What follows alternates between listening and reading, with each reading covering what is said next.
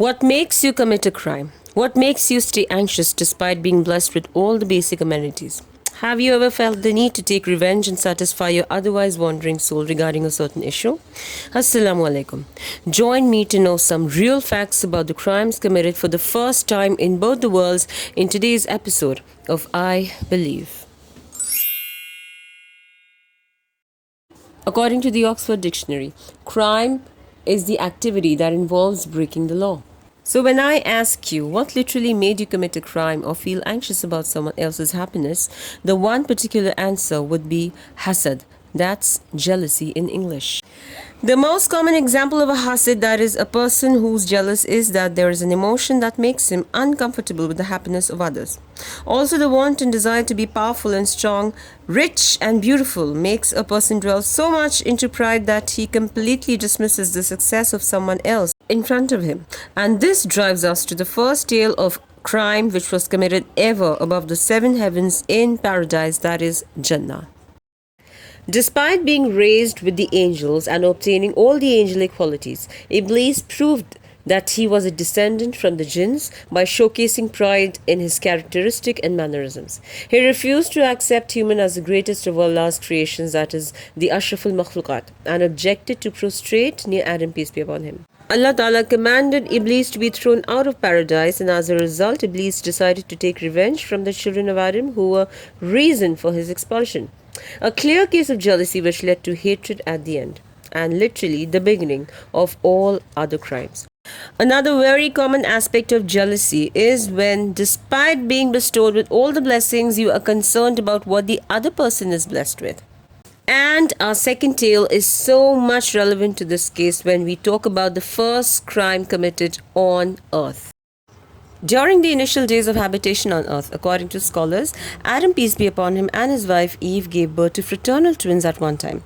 That is, one boy and one girl together at one time. Since it was forbidden for a woman to marry her own twin brother, it was commanded to let her get married to a brother from another pregnancy. So the firstborn would marry the girl from another pregnancy and vice versa. That is, a pair of fraternal twins would not marry each other.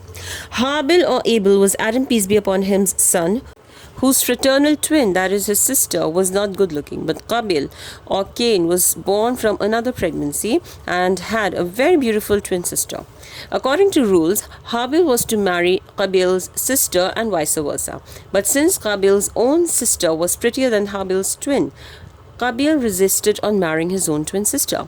Now this wasn't acceptable by their father Adam, peace be upon him, and he asked both of his sons to offer sacrifice, and whichever brother's sacrifice was accepted by Allah, he would get married of the choice.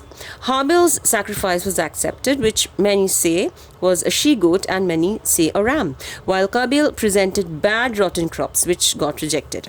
In those days, the expression of acceptance was such that a flashlight with fire from the sky would fall directly onto the sacrifice and burn it. Since Habil's sacrifice got accepted, he was eligible to marry Qabil's twin sister, and he said, "Verily, Allah accepts only from those who are al-muttaqun." Naturally, it didn't go down well with Qabil, and he killed Habil, according to many by an iron rod, and some scholars say a big hard rock.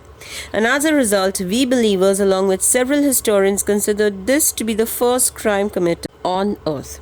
It is really important to mention here that these are not just mere stories and imaginary characters. We get references from the glorious Quran and the Holy Bible as well, which has been interpreted or narrated by Sahabas and one of the most prominent and knowledgeable Islamic scholars of his era, Ibn Kathir. There'll always be a certain kind of a negative vibe from those who have real heart feelings for you. Try to avoid them as much as you can and seek protection in Allah's refuge. Recitation of the last two surahs of the glorious Quran, that is Surah Falaq and Nas, plays an important role here. May Allah keep us all protected and safeguarded.